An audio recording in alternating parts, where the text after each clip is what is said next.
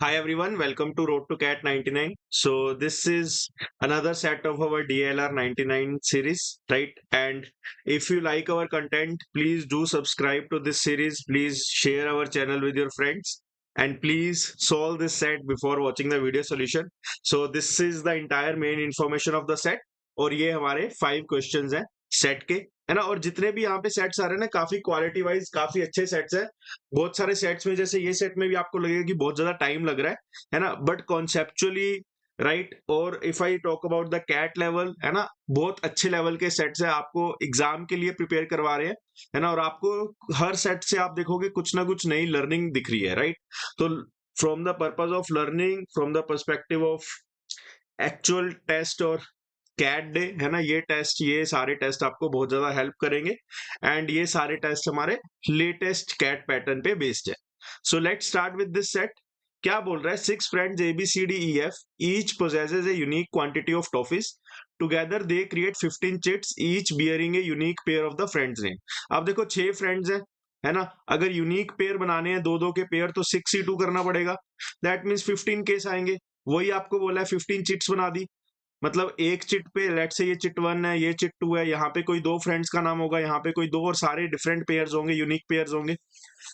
ठीक है।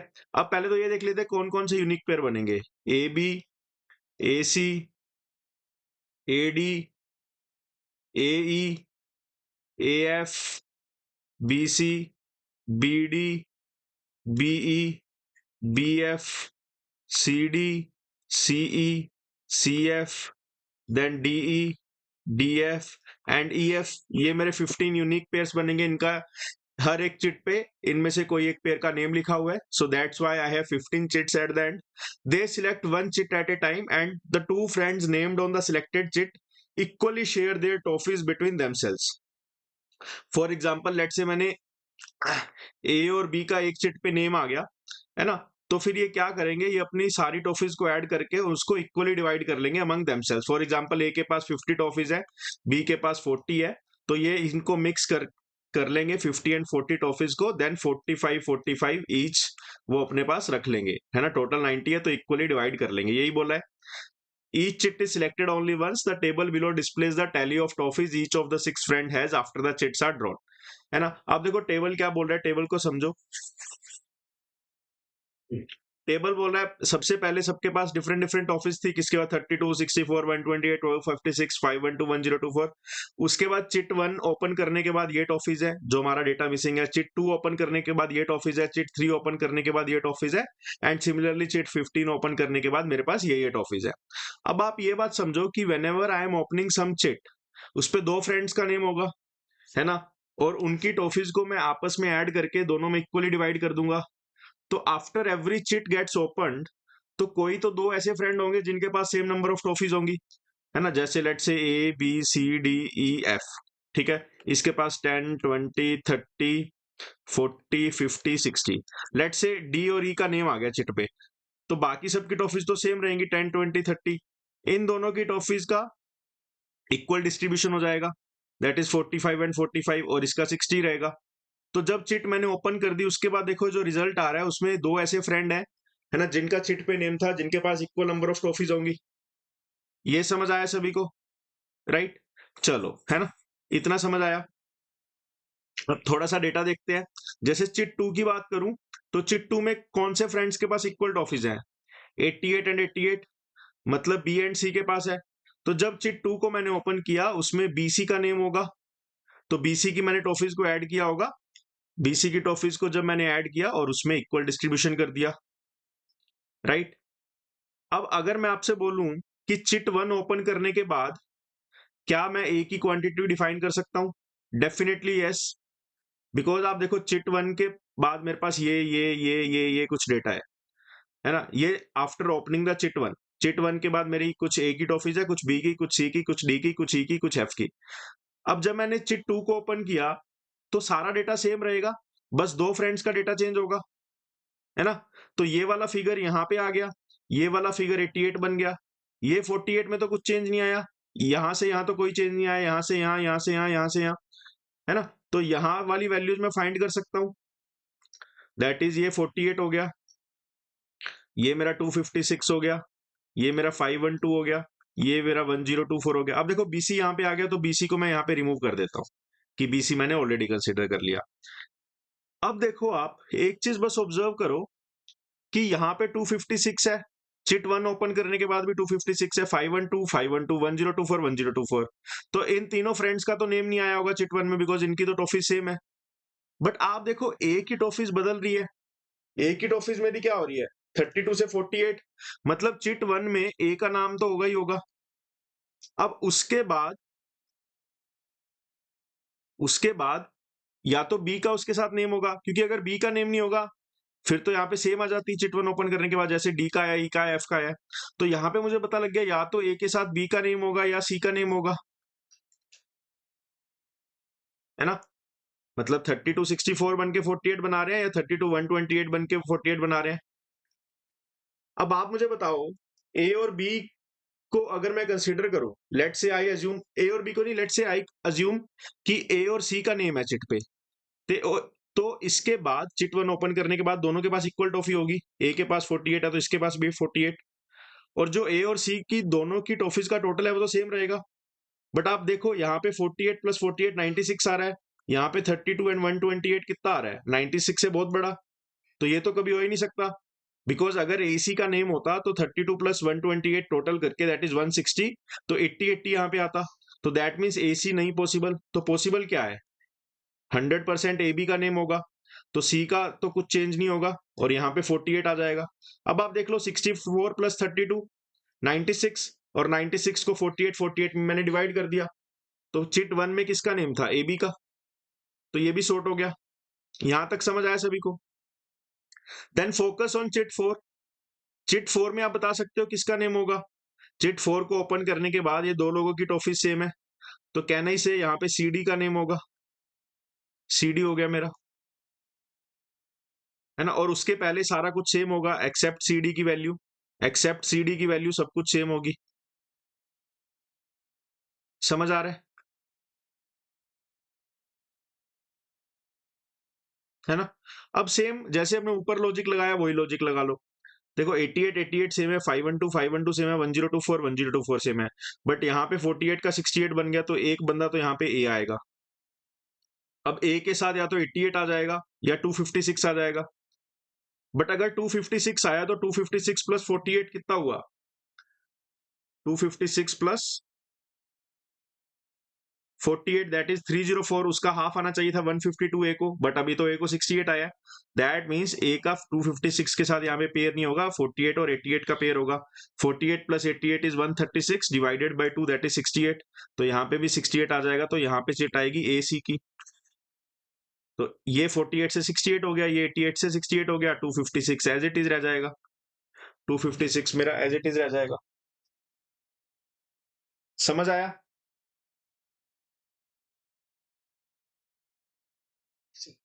Right, now I can do same thing for the chit 6 also, है ना। Quickly I can observe. अब देखो यहाँ पे क्या है कि या तो पेयर बनेगा एडी का या पेयर बनेगा बीई का, और दोनों पॉसिबल है, एडी भी पॉसिबल है, बीई भी पॉसिबल है।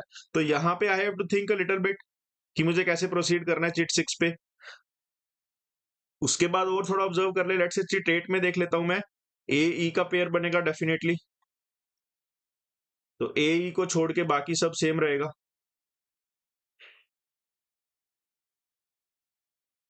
ए ई को छोड़ के बाकी सब सेम रहेगा। अब चिट 6 में और 7 में डिफरेंस देखो, है ना। यहाँ पे 300 300 है, यहाँ पे चेंज आ रहा है, यहाँ पे सेम है और यहाँ पे चेंज आ रहा है, तो कैन आई से 300 plus 162 divided by 2 is 231, but यहाँ पे भी चेंज आ रहा है, this is also getting changed, but 300 plus 162 divided by 2 is 231, वो मेरा यहाँ पे है बट और कहीं पे नहीं है,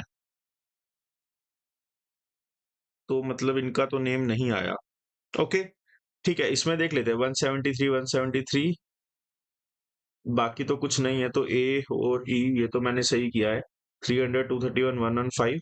अच्छा ई मैं बता नहीं सकता, सॉरी, दिस शुड बी 1024, और ए और ई का भी पेंडिंग है ना, ए और ये डेफिनेटली यहाँ पे कुछ चेंज आएगा। अब देखो 300 से 300 है 15 115 1024 1024 160 से 231 हो गया। दैट मीन्स जो यहाँ पे एक तो चिट सी होगी, एक तो मेरी चिट सी होगी, और सी के बाद देख लेते हैं कौन सी चिट होगी, है ना। अब यहाँ पे एक तो चिट सी है, अब सी के साथ और कौन सा पेयर बनेगा? डेफिनेटली अगर आप देखोगे तो सी के साथ या तो ए का पेयर बनेगा, है ना। बट देखो सी के साथ ए का पेयर बन सकता है, पहले ये बता दो, है ना, क्योंकि सी ए का पेयर ऑलरेडी कंसीडर हो गया, तो सी के साथ ए का पेयर नहीं बन सकता, है ना। अब किसका पेयर बनेगा? बी तो सेम है तो बी के साथ नहीं बन सकता, डी सेम है डी के साथ नहीं बन सकता, एफ सेम है एफ के साथ नहीं बन सकता, तो the only choice is C का ई के साथ पेयर बनेगा। तो यहाँ पे सी और ई दोनों सेम हो जाएंगे, दैट इज 231, दैट इज 231, और यहाँ पे मेरी वैल्यू आ जाएगी 115, यहाँ पे मेरी वैल्यू आ जाएगी 115, तो सी ई भी मैंने कंसीडर कर लिया, ए ई भी मैंने कंसीडर कर लिया। इतना समझ आया सभी को,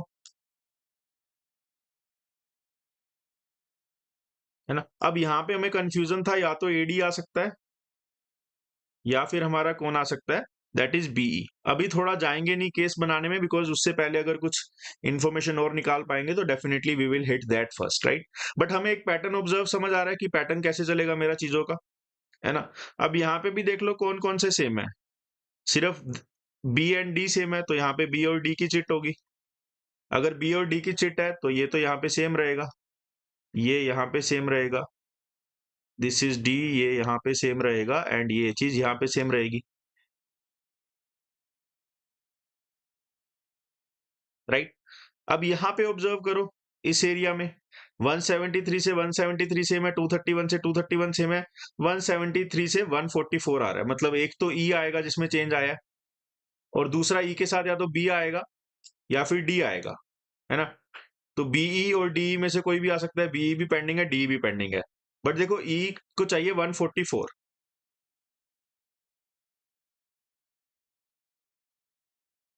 है ना।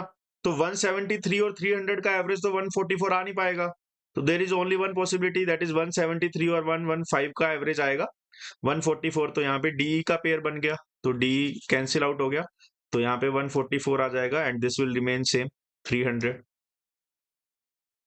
राइट, है ना। अब यहाँ पे देख लो, एक बार क्वेश्चन भी देख लेते हैं, अगर कुछ question, for how many chits of the pair can the name be uniquely identified, how many toffees does he possess after the seventh chit has been picked up, after the seventh chit has been picked up he possesses 231 toffees, ठीक है, ये मेरा आ गया answer directly. The names of which two friends were written on the 11th chit, the names on the 9th chit, तो ये अभी हम देख लेते हैं ना, 9th चिट का हमें वैसे डेटा पता लग गया, that is D, D is the answer. The names of which two friends were written on the 11th chit, तो हम थोड़ा सा यहाँ पे मार्क कर लेते हैं कि मुझे ये आंसर फाइंड करना है।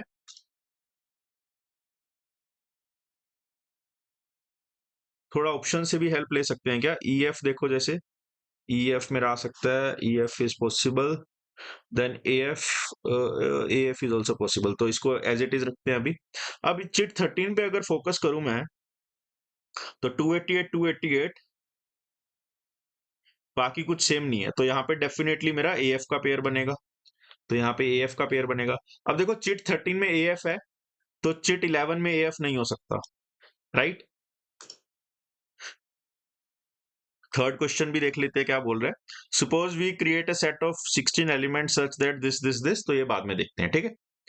अब ए एफ अगर यहाँ पे है ना, तो सिर्फ ए एफ चेंज होगा, बाकी कुछ चेंज नहीं होगा, तो यहाँ पे 222 231 403 584 और बाकी ए एफ रह गया, है ना। यहाँ पे ए एफ की कुछ डिफरेंट वैल्यू आएगी, जिसका टोटल आएगा 288 इंटू 2, और यहाँ पे देख लेते हैं कौन सी चिट खुलेगी मेरी, 243 दो ही वैल्यू सेम है, तो ये मेरी खुल जाएगी सी एफ की, ये मेरी चिट सी एफ की खुल जाएगी।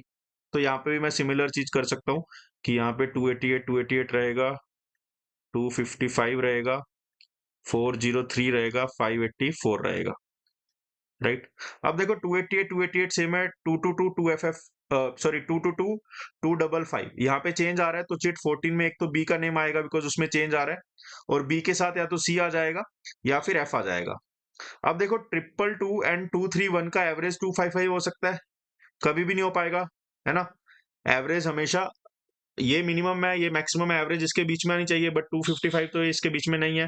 तो 255 जो एवरेज आ रहा है वो 222 एंड 288 को मिला के आएगा, that is B F, that is B F, right. तो अगर बी एफ है तो ये 231 आ जाएगा, और बी और एफ की वैल्यू सेम आ जाएगी, तो यहाँ पे 255 आ जाएगा। इतना समझ आया सभी को, है ना।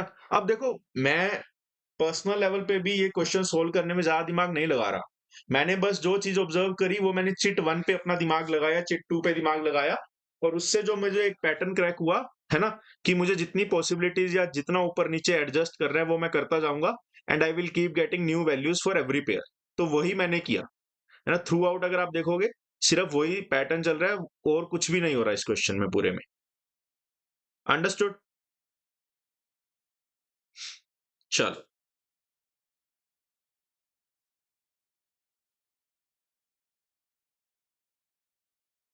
अब यहाँ पे एक इंटरेस्टिंग चीज और देखो, है ना।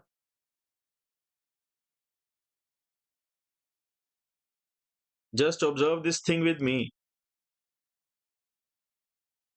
कि यहाँ पे 1024 है ना। लेट से यहाँ पे भी 1024 आ गया, राइट, और यहाँ पे भी 1024 आ गया।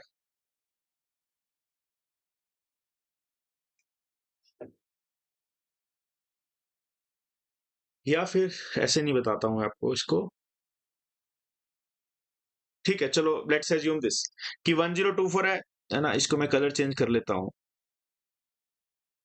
लेट से यहाँ पे 1024 है, एंड यहाँ पे भी 1024 है। अब आप मुझे बताओ, क्या 1024 288 एकदम से बन सकता है? यहाँ पे अगर मैं ट्रांजिशन चलाऊं 1024, यहाँ पे 1024, यहाँ पे 1024, तो क्या वो एकदम से 288 बन सकता है? बिकॉज 10 ये 288 कैसे बनता है? 1024 प्लस समथिंग जो अदर चिट की वैल्यू है डिवाइडेड बाई 2, मतलब 512 प्लस हाफ ऑफ दिस। तो ये एकदम से तो नहीं बन सकता 1024 यहाँ पे 288। तो यहां से मुझे एक चीज तो पता लग गई कि जो ये मेरा 1024 है वो कंटिन्यू नहीं हो सकता, है ना। मतलब यहाँ पे ये 1024 नहीं आ सकता डायरेक्टली, तो यहाँ पे कुछ ना कुछ तो ब्रेक होना पड़ेगा। यहाँ पे उसको पहले ही ब्रेक होना पड़ेगा, यहां तक 1024 कंटिन्यू नहीं हो सकता। जब आपको पता है यहां तक 1024 कंटिन्यू नहीं हो सकता, यहाँ पे ब्रेक होना पड़ेगा, तो इस चिट की वैल्यू एफ आएगी। एक वैल्यू तो एफ आएगी यहाँ पे। अब मेरे पास देखो एफ में सिर्फ डी एफ और ई एफ रह गया,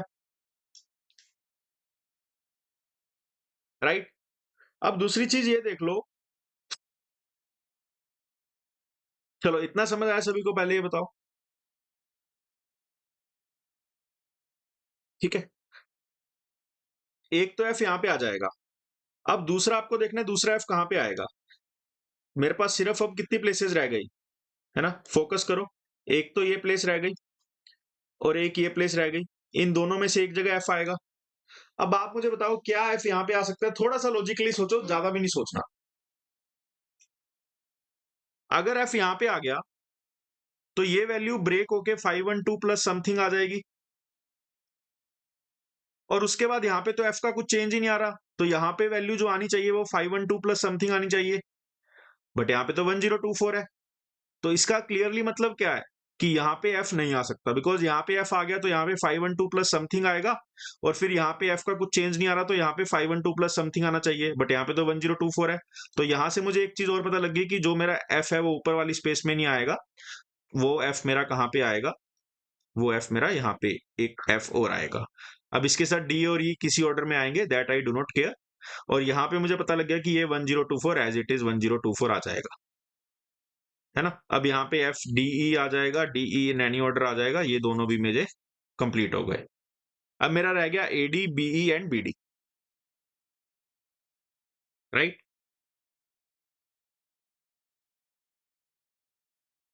B D is already taken, तो बी डी भी खत्म हो गया। तो आई कैन से कि A D B E and in any order यहाँ पे आएंगे,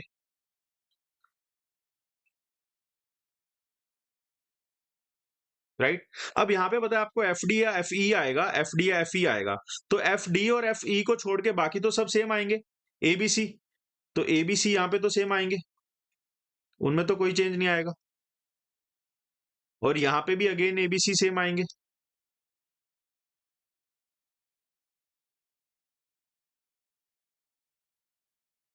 राइट।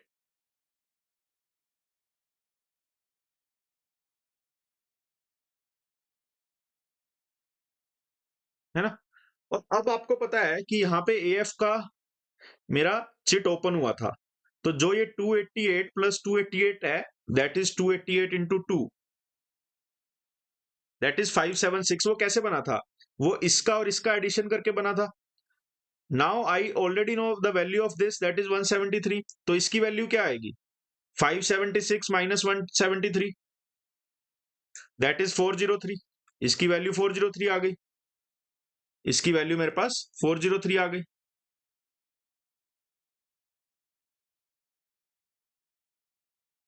समझ आया?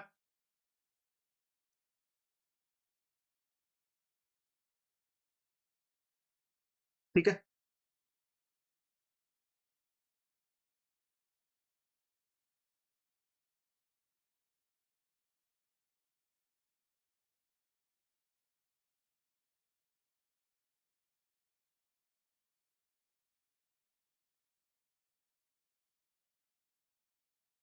एक चीज और देखो,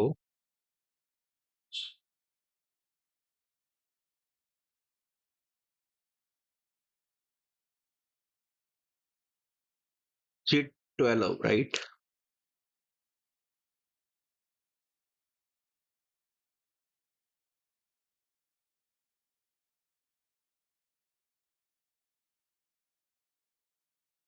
चिट 12 में देखो सेम वैल्यूज कौन कौन सी हैं। 173 तो कहीं नहीं मैच हो रहा, 403 एंड 403 मैच हो रहा है, 403 एंड 403 मैच हो रहा है, तो क्लियरली मुझे पता लग गया यहाँ पे क्या आएगा, डीएफ। अगर डीएफ यहाँ पे आ गया तो ईएफ यहाँ पे आ जाएगा, डीएफ यहाँ पे आ गया तो ईएफ मेरा यहाँ पे आ जाएगा। तो डीएफ ईएफ आपको पता लग गए, राइट। अब है ना, अब जैसे ही आपको पता लगा कि यहाँ पे डीएफ ओपन करने पे ये वैल्यू बन रही है ना, तो बाकी ई की वैल्यू तो यहाँ पे सेम ही रहेगी। तो ई की वैल्यू तो यहाँ पे 584 रहेगी, राइट। और यहाँ पे ईएफ की वैल्यू पे चिट खुल रही थी, तो यहाँ पे 222 ही आएगा, सेम वैल्यू आएगी क्योंकि चिट ईएफ की खुल रही थी, तो डी की वैल्यू सेम रहेगी। अब आपको पता है कि डीएफ की चिट खुलने के बाद अगर उनके पास 403 एंड 403 है, दैट मींस 806 टोटल है, तो वो कैसे बने होंगे? पहले जो उनकी वैल्यू है उनका टोटल का सम ही आएगा, that is 806 should be equal to this value plus this value. तो कैन आई से 806 माइनस 222, जो वैल्यू आएगी वो यहाँ की आ जाएगी 584। या आप डायरेक्टली भी बोल सकते थे ये ईएफ है, तो ई और एफ की दोनों की वैल्यू सेम आएगी। तो जो हमारे दो रोज खाली हैं, है ना, जो हमारे पेंडिंग है, ये एडीबीई डिसाइड करना, वो भी देख लेते हैं if that is possible, right. अब देखो यहाँ पे आप देखो एडी या बीई में से कुछ आएगा, या तो एडी की वैल्यू चेंज होगी या बीई की, मतलब सी की वैल्यू तो कांस्टेंट रहेगी, तो कहने से सी तो 162 ही रहेगा। यहाँ पे भी एडी बीई है, तो आप देख लो 162 का 162 ही रह रहा है सी तो। Now I have to look at कि एडी आएगा या बीई आएगा, राइट। For this